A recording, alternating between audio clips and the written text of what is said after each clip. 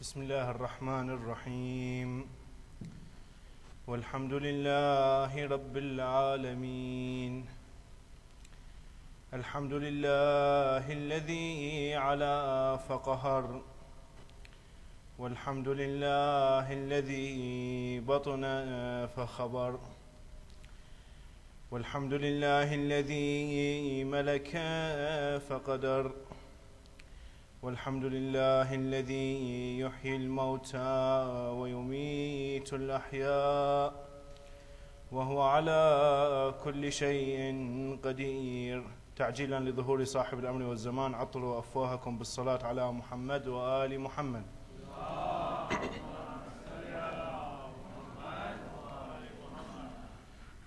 صلى الله عليك يا سيدي ومولاي يا رسول الله.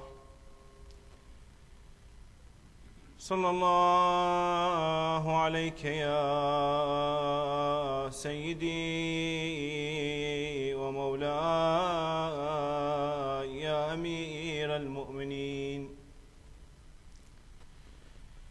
صلى الله عليك يا سيدتي ومولاتي يا فاطمة الزهراء. صلى الله عليك يا سيدي ومولاي الحسن المجتبى. صلى الله عليك يا سيدي ومولاي يا أبا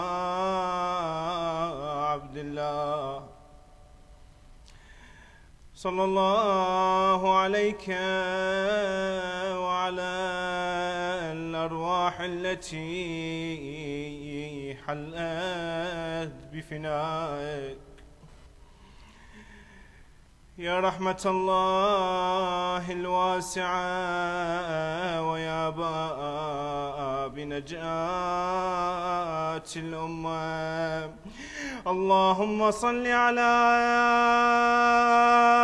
فاطمة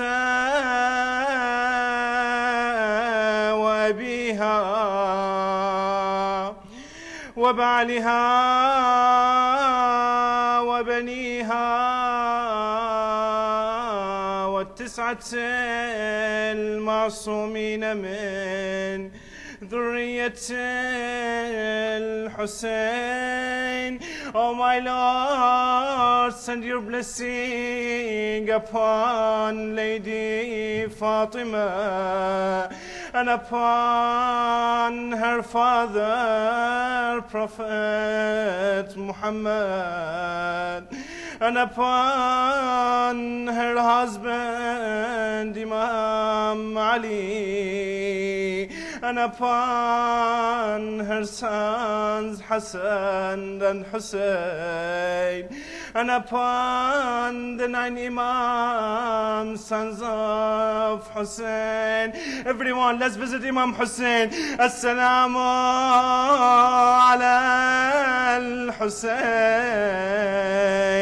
wa ala Ali ibn al-Hussein wa ala أولاد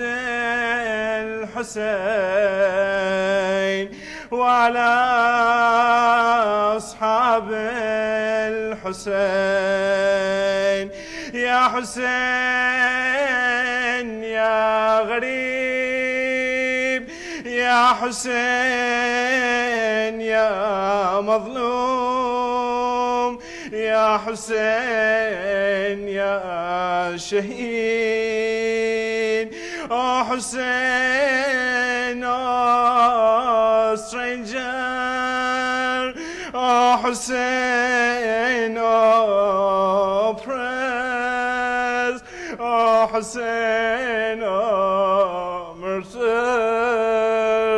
Inna lillahi wa inna ilayhi راجعون. وسيعلم الذين ظلموا آل محمد أي منقلب ينقلبون والعاقبة للمتقين. صلوات.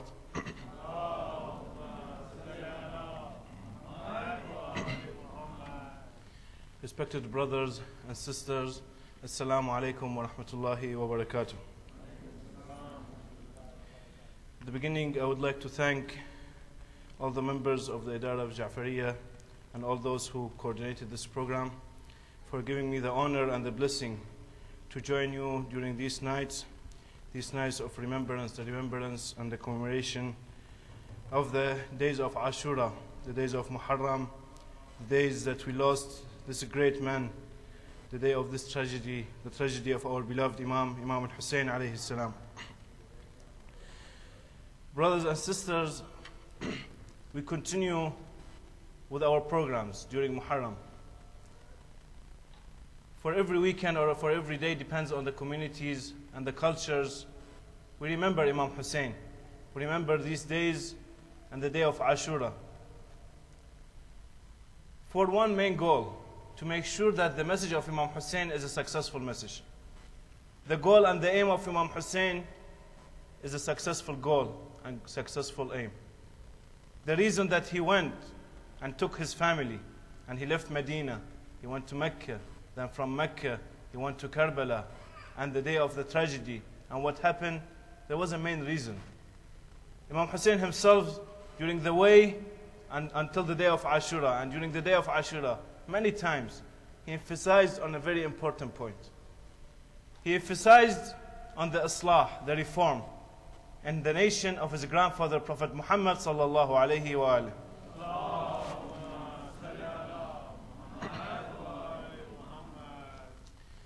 As you might heard before, when we explain reform and we give an understanding to reform, we don't think that we need to change just for the sake of change. We don't cancel what we are doing and bring something new just for the sake of changing. The word reform, the way we understand it as a Shia school of thought, is actually to go back to the root of the religion and find solutions for our daily life. So we go back to the days of the Prophet and the days of the Imams, and we understand their life, their culture, how they lived, their tradition, the narrations. We understand Quran through them, and we find solution. This is the reform that we understand. The reform is not that today, after 1400 years, where we've been praying for a long time, it's enough, we are busy, we don't have time to pray anymore, let's change it, let's remove the prayer, let's make it shorter, make it 2 rak'ah instead of 4. No, that's not the reform we understand. The reform we understand that today, after 400 years, we have problems in our communities, in our societies, in our nations around the world. What can Ahlul Bayt and Prophet offer for us? We go back and understand. See what's going on, what's their aim, what's their goal. You see, if we go back, we understand from the day one, when the Quran came and the revelation came, until the end of the Ba'ath of the Prophet, till the Hajj of Wada'. On that day, he was emphasizing on 2 major things. Kitabullah wa itrati Ahlul Bayt. The book of Allah and Ahlul Bayt. This is 2 things that the Prophet emphasized that we need to stick to them. And we should not change or de-associate them from ourselves. Otherwise, we'll be what? Misguided. We need to go to them and understand them and see those 2 things, Kitabullah and the Itra, what they offered us. What's the goal of Ahlul Bayt after the Prophet? When the Prophet, on the day of Ghadir, he gathered 120,000 Muslims on that hot day, during the noon time, after the Hajj. I know if you've been to Hajj, you know how tiring is the Hajj. You know, after the Hajj, after the 3rd or 4th day, inshallah, if you're not, you will go, you will see yourself, you want to go back home as soon as possible. And Hajj these days, not 1400 years ago. Imagine all these Muslims tired from the Hajj, performing the A'mal. The Prophet gathered them just to tell them that we should love Imam Ali. I mean, he had nothing to do just to tell them, oh, people come and love Imam Ali. No, there was an emphasis, there was a message he wanted to send us. This is the start of the reform.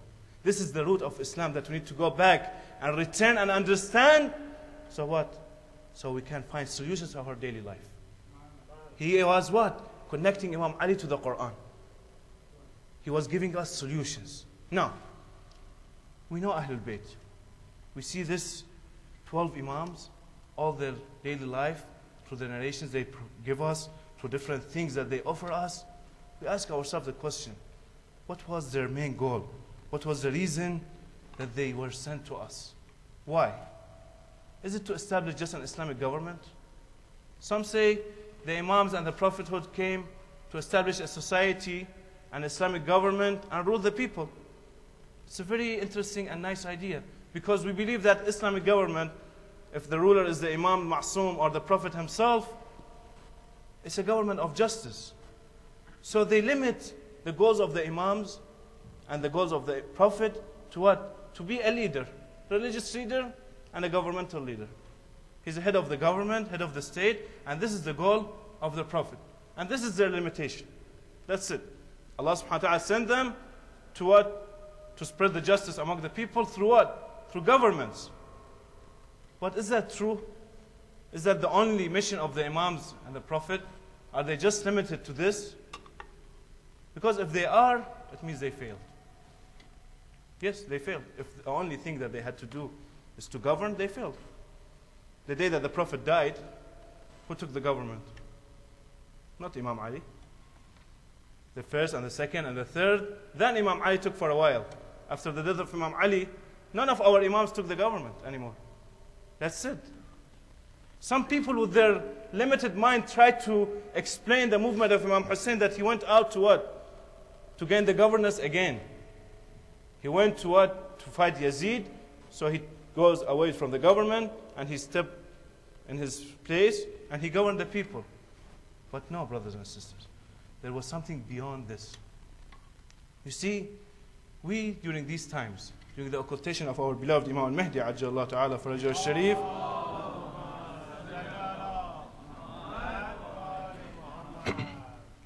we need to think and reflect and understand. You see, during 12 Imams, during these times, from the day of the death of the Prophet until the day of the occultation of the Imam, those 12 Imams, they had a mission.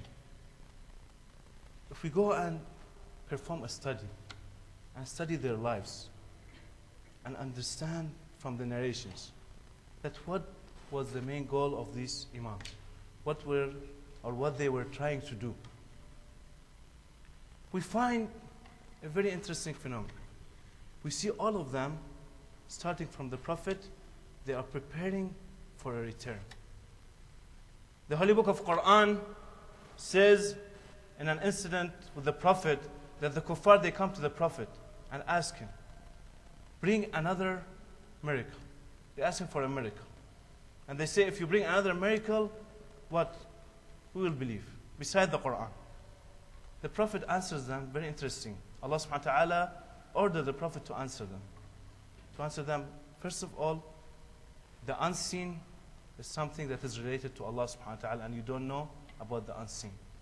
And I, with you, the Prophet, with you, are amongst those who are waiting. Waiting for what? The Prophet himself. It's not during these days that we are waiting. No, the Prophet himself, saying in the Quran, he says what? I am waiting. Waiting for what? If we go in the books of explaining the Quran and the tafsir, they don't present any solution. All these books of tafsir in the different Islamic thoughts or different schools of thoughts, they don't bring a clear explanation. What is that thing that the Prophet is waiting? But in the Shia school of thought, we go back and we find a hadith, a very interesting hadith by our beloved Imam Muhammad al-Baqir alayhi salam.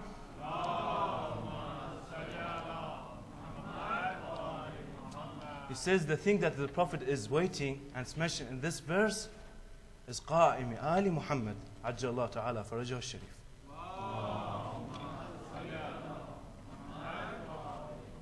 That's interesting. We see the Prophet himself from the day one, he's waiting for what? For a return of whom? Of our beloved Imam. So if the Prophet knows, and of course he knows, shouldn't he, plus the Imams after him, prepare for this return and put a map together and try to prepare all the societies and the mankind for the return of this Imam? Shouldn't they plan?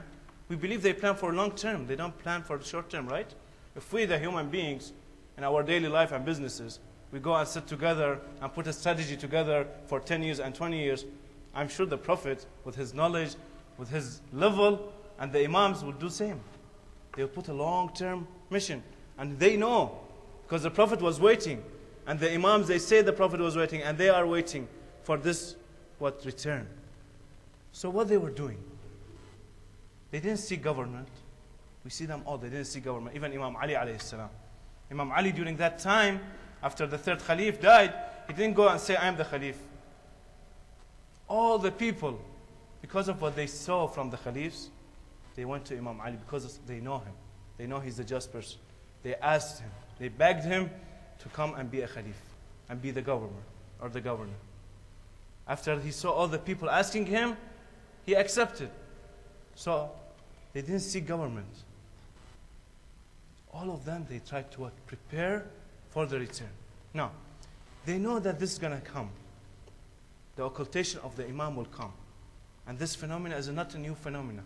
We see in the Holy Quran, different places for different prophets, this happened. So they start preparing for this return. How? You see, Imam Hussein wants to reform the nation of his grandfather. They start targeting a group of people, an elite group, a selected group, to prepare this group to take over certain responsibilities after the occultation. And this group will make sure during the occultation of the Imam that the society and the mankind and the humanity are in the right path in the preparation for the return. This group is whom? Is us, our beloved believers. This group is the Shia Muslims. They asked us specifically, and they trained us specifically, and we will see in the hadith, and we will see in their seerah how they trained the Shia Muslims to take over these responsibilities during the occultation to make sure that the humanity and the mankind are on the safe side until the return of whom? Our beloved Imam al-Mahdi, Ajjallah Ta'ala Farajahu al-Sharif.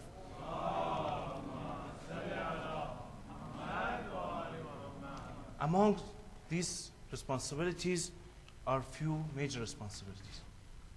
One is they need to protect the religion, the intellectual infrastructure of this religion. They need to make sure the Shia group, because the Imam, when he's not there and he's hidden, who's the source of religion? He's hidden. We are not able to connect with him. We're not able to see him. So we don't have a source, or we don't have a direct source of religion. So they train their people to what? To take this responsibility, to understand the narrations and the Holy Quran, to make sure they what? Protect this intellectual infrastructure. Also, they give them the responsibility of what? Of protecting the humanity. They make sure during the history, look at the Shia Muslims during the history, from the day of occultation until today.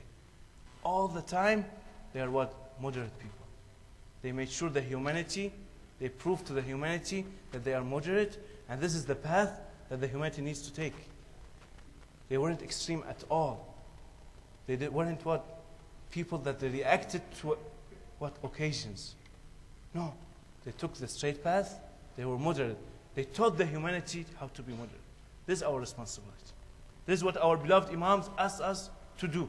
Now, for the coming 3 nights, or 2 nights with tonight, we'll emphasize and focus on one of these responsibilities, which is what? Which is making sure that this intellectual infrastructure is protected, and how we, as a society here, as a community here, can help in what? Performing this task. And how our beloved Imams showed us and helped us in what? In performing this task. Sallu ala Muhammad wa ali Muhammad.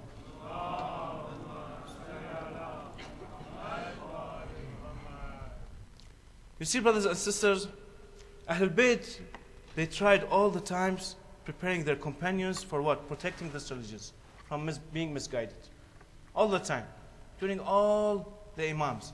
We see that Abbasid, all these Khulafa, they tried a lot to bring these fake scholars and put them on the head of religious organization to send fatwas, bring hadith, bring a very misguided hadith. Just add the Umayyad and the Abbasid, both. The Imams, they made sure that they teach their companions what? The core of this religion. The main ahadith. Imam Ja'far al-Sadiq alayhi salatu wasalam, with his father, Imam Muhammad Baqir, they made sure in their schools, they taught the people, the companions, all the ahadith that they need, all the ahadith. They taught them. They had more than 3,000 students during that time to make sure that what? They protect the religion. Why? Because Allah subhanahu wa ta'ala in the Quran says in Surah An-Nisa, chapter 4, 165, لِأَلَّا يَكُونَ لِلنَّاسِ عَلَى اللَّهِ حُجَّةٌ بَعْدَ الرُّسُلِ, so that mankind will have no argument against Allah after the messengers. So now, these days, if we don't know something, and Allah subhanahu wa ta'ala, on the day of hereafter, He will ask us, so why you didn't perform your prayer correctly? So you will not come and say, oh, the Imam was in occultation. I didn't know how to perform the prayer. So, I decided not to perform the prayer. No, there's an argument. Allah subhanahu wa ta'ala brought proof. The Imams made sure they teach their companions how people should perform the prayer. And the Imams made sure to assign scholars after the occultation. So they take this responsibility and they pass it to us. So on the day of judgment, when we stand before Allah subhanahu wa ta'ala, we have no argument. We cannot say anything. Allah ta'ala says, you had scholars, you had jurists, maraji', they told you how to pray. They showed you how to pray. You don't have any proof against this. You can't say, oh, the Imam is not here and I cannot pray. No, they made sure. This was the main reason. Now, how we need to protect this intellectual infrastructure? This intellectual infrastructure mainly has certain things that we need to make sure it's always and continuous with it. One, that the Quran and the tradition are the main source of this what? Infrastructure. How? You see, brothers and sisters, after the death of the Prophet, when the first Khalif came and he wanted to take the earth, and he took the earth and the Fadak from Lady Fatima there, she stood up. She started teaching us how to reference this religion. How? She stood up and said, أيها المسلمون, O Muslim, أغلب على إرثي. So now you take my inheritance, يا ابن أبي قحافة, referring to the Khalif. أفي كتاب الله ترث أباك ولا أرث أبي. Is it in the Holy Book of Quran? See? She's referencing what? She's referring to Holy Book of Quran. She's teaching us that when you argue with people, refer to the Holy Book of Quran. This is the base of the religion. The governor is not the base of religion. The governor, if he asks something and he likes something, he's not the base of religion. The reference of religion is what? The Holy Book of Quran. She asks, is it in the Holy Book of Quran that you inherit your father and I don't? And she continues. She brings verses. وَوَرَثَ سُلَيْمَانَ دَاوُودَ. And she continues. Zakaria. And so on. She brings what? The verses from the Holy Quran. Then she reminds him from a hadith. She reminds him to the Prophet. A hadith from the Prophet. She says, you don't remember what the Prophet said? You see, brothers and sisters, she teaches us how to relate, how to reference the Holy Book of the Quran and the ahadith from the day one. This was their mission. They wanted to teach the people in order for us to protect this religion and the intellectual infrastructure of this religion. We need to go back what? Reference the Holy Book and the Quran. Now, the second point is what? There's an integration between theory and practice in this religion. In order for us to really protect this religion and this intellectual infrastructure, this religion should not be in theory only. It should be reflected in what? In practice. Meaning, brothers and sisters, we go and learn. We study. We find concepts. If these concepts, they stay in our mind, they are only perceptions. If they do not reflect on our behavior, what? They have no value. In order for this religion to be protected, there should be what? There should be an integration. Now, look at the Imams. How they made sure that this religion is being implemented. Look at the Prophet, how he made sure he shows us what? An implementation for this religion. You see, the Holy Quran, when Allah subhanahu wa ta'ala brought the Holy Quran to the Prophet, it was all theory. It's verses of Quran. There are concepts, there are teachings, there are things that Allah subhanahu wa ta'ala asks us to do, there are things that Allah subhanahu wa ta'ala asks us to learn from, there are concepts of ethics, there are stories of prophets. So this is all what? Theory. We go study it, we try to learn it, but the Prophet himself, he made sure there is what? There's an implementation. How? We see in Imam Ali alayhi salam in different occasions what the Prophet said about him. For example, on the day of Khandaq, when Imam Ali alayhi salam, he went and started fighting against the enemy of Allah, what the Prophet says, said, بَرَزَ الْإِيمَانُ كُلَّهُ إِلَى الشِّرْكِ كُلَّهُ. The whole faith, see the faith, the religion of Islam, the whole faith is now outside. Fighting what? The whole shirk and the whole kufr. An implementation of Islam. Then we see our beloved Imam Ja'far al-Sadiq alayhi salam, he says, Allahumma salli ala Muhammad. Al-imanu iqrar wa amal, wal-islamu iqrar bala amal. He says the faith and the belief is what? Is to submit and act. Islam is what? Is to submit without act. If we really need to be faithful believers, we need to what? To integrate between our practices and our learnings. If we just put just the practices or the learnings aside and we deassociate them. Let me give you this example. You see, you go to the books, for example, you want a book for a vacation. You go to different airlines, they give you a booklet, a guide for nice and beautiful scenes. You open it and you start looking. Oh, very beautiful sea, very beautiful mountain, very beautiful jungle. You close the book and you go home. Oh, I had my vacation. You accept that? Is that your vacation? These images that you have in mind? No. You want to go and what? And feel and see it by your eyes. You want to go there yourself. True? This is the same. If you say, I love the Imam, I commemorate the Imam, I cry for the Imam, and you don't pray, you don't fast, you don't behave the way that the Imam taught you, it's the same. It's as if you are looking at the image and without living inside the image or inside the reality. It's only a perception. Unfortunately, our life, the way I mention it, is like an art gallery full of images and paintings, beautiful paintings and images. Without what? Without reality. Brothers and sisters, the Imams are the implementation of this theory, of this plan, are the what? The Holy Quran alive.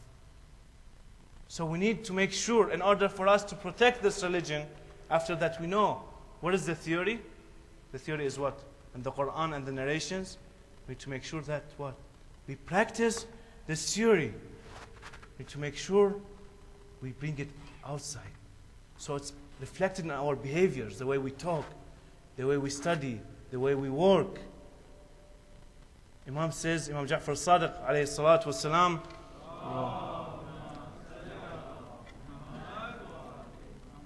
he says, don't call people with your tongues. Don't go and invite people to Islam. Oh, come to Islam. Islam is a great religion. Islam is this. Islam is that. No. He said, call the people to Islam through what? Through your actions. The way you behave. Make sure you are unique. So everyone around you say, wow, who's this person?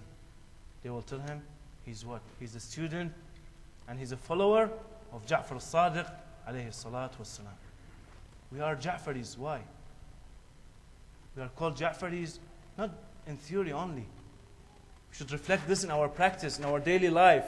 We make sure that we follow him. We make sure that we practice and behave based on what he taught us. Brothers and sisters, the third point is the completion of this intellectual structure. We need to believe. Because in order for us to protect something, we need to believe that this something is complete, is perfect. If we say no, it's not complete, it's missing a lot of things, it's not a complete thing, it doesn't solve our problems, it doesn't offer any solutions, then why we should protect it from beginning? Here our beloved Imam says, إِنَّمَا مَثَلُ أَهْلِ بَيْتِي. Sorry, our beloved Prophet says, إِنَّمَا مَثَلُ أَهْلِ بَيْتِي فِيكُمْ كَسَفِينَةِ نُوحٍ مَنْ رَكِبَهَا نَجَى وَمَنْ تَخَلَّفَ عَنْهَا غَرَقٍ. Our beloved Imams, from Imam Ali to our beloved Imam, 12 Imam, they are like what? Like Safinati Nuh. Like this ship, the ship of Nuh. Whoever joins him or joins them, he will be saved. If you don't believe in the completion of this religion through connecting to Ahlul Bayt, Allah subhanahu wa ta'ala says, what? الْيَوْمَ أَكْمَلْتُ لَكُمْ دِينَكُمْ. This religion was completed today, what? By what? When he assigned Imam Ali as a successor. If we don't believe in them, the whole religion, whole infrastructure, we are what? We are misguided. We are not amongst this group that our beloved Imams what? Made sure that they will keep safe the religion and protect the infrastructure. So they prepare the humanity for the return of our beloved Imam al-Mahdi Ajjallahu Ta'ala Farajahu al-Sharif.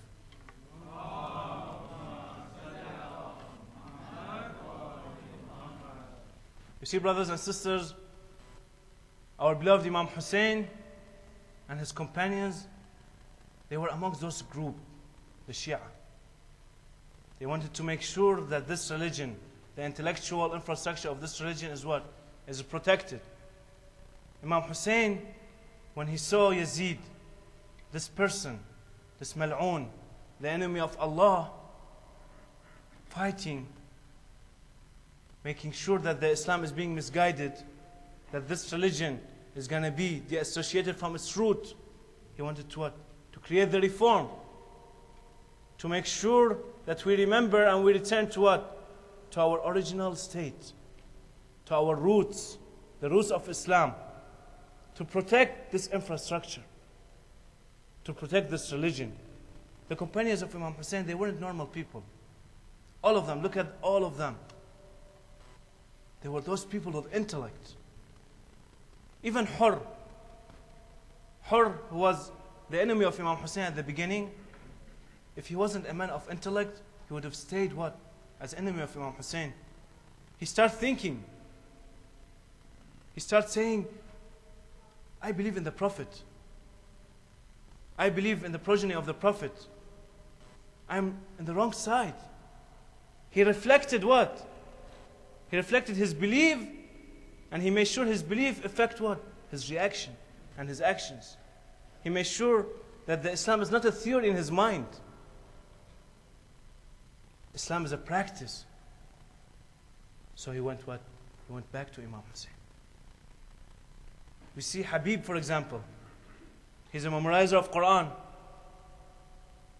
He's a person who was a companion of the Prophet and Imam Ali.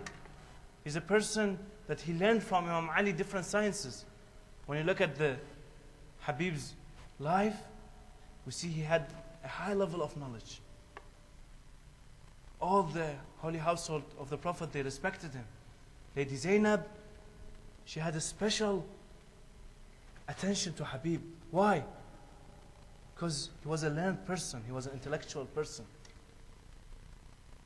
The household of the Prophet, they don't pay attention to anyone just for sake of paying attention because they were a friend of their father or their brother. No. They made sure they pay attention to certain people. To those people who had what? Intellect.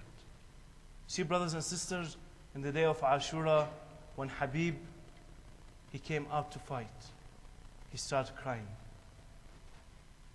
Imam Hussein asked him, "Oh Habib, why you are crying?" He said, "I am crying not for my children, nor for my family.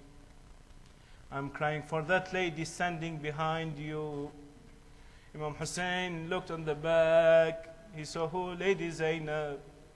Habib said, "Oh Imam Hussein, after my death and the death of the companions and the death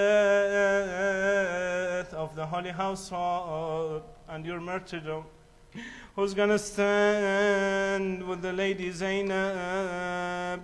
Imam Hussein,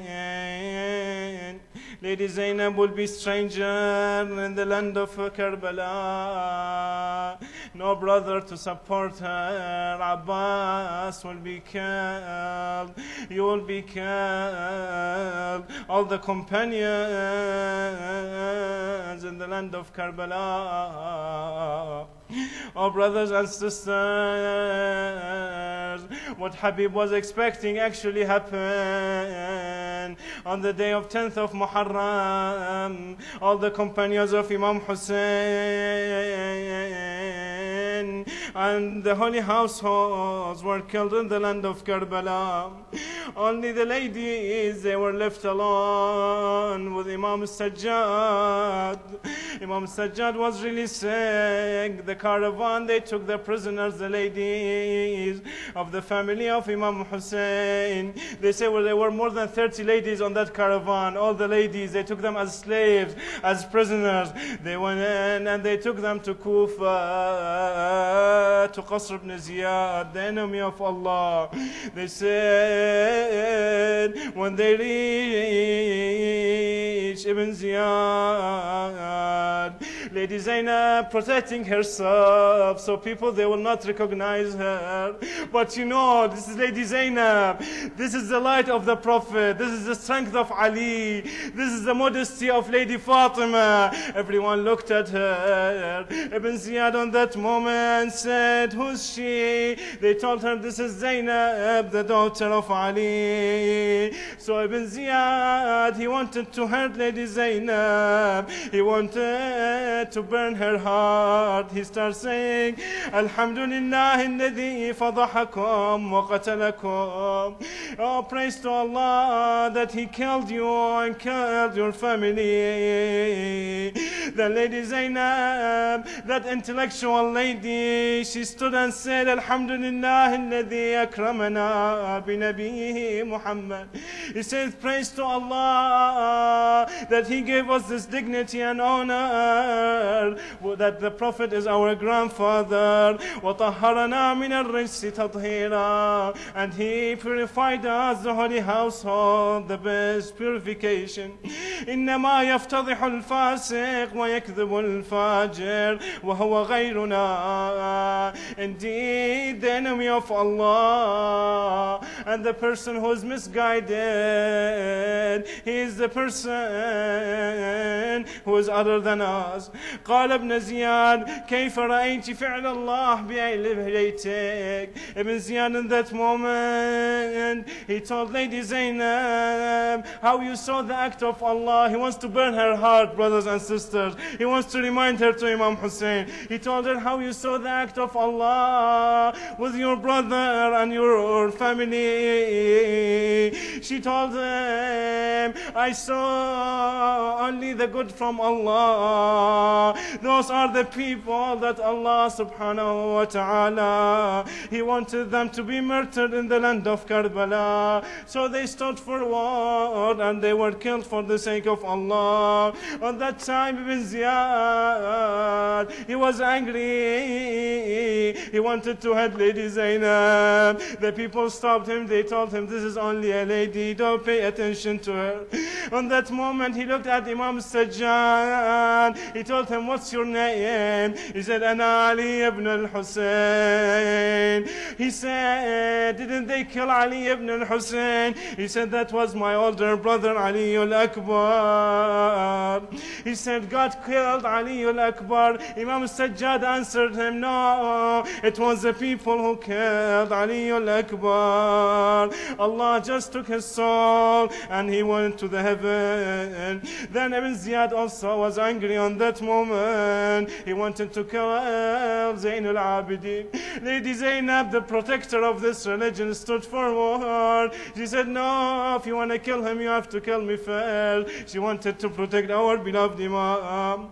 Oh brothers and sisters, oh believers, they say in Medina, the message of the killing of Imam Hussein arrived. There was a lady sitting down next to the Baqi.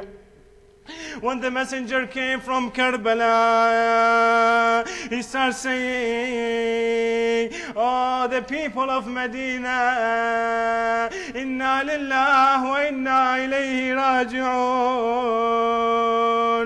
Inna lillahi wa inna ilayhi raji'un.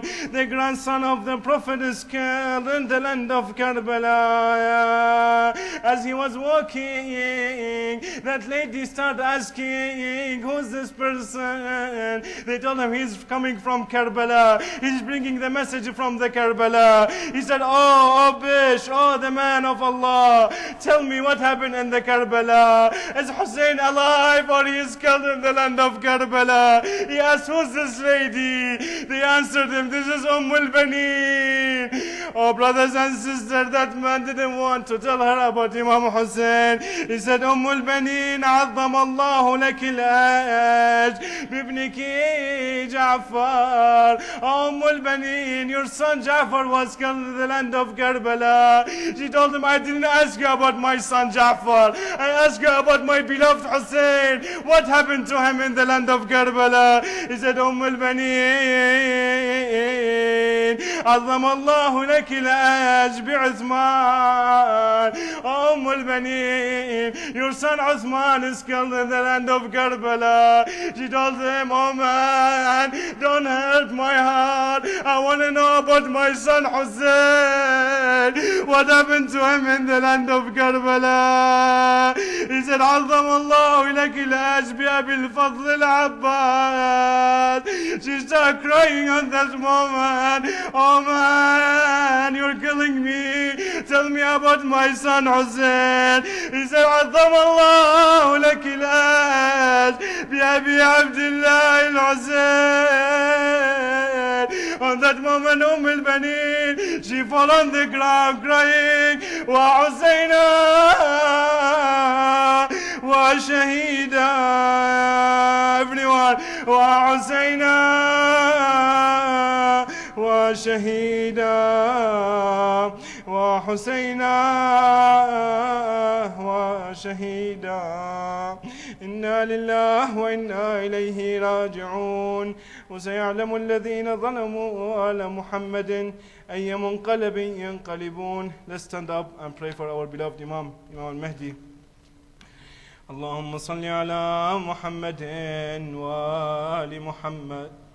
اللهم كن لوليك الحجة ابن الحسن صلواتك عليه وعلى آبائه في هذه الساعة وفي كل ساعة وليا وحافظا وقائدا وناصرا ودليلا وعينا حتى تسكنه أرضك طوعا وتمتعه فيها طويلا برحمتك يا أرحم الراحمين.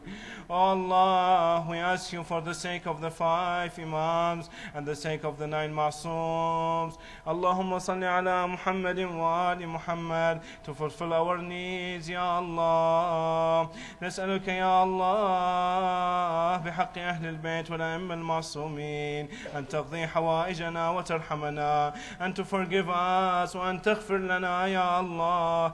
بك يا الله يا الله يا الله يا يا محمد يا محمد يا محمد يا علي يا علي يا علي يا فاطمة يا فاطمة يا فاطمة يا الحسن يا الحسن يا الحسن يا الحسين يا الحسين يا الحسين.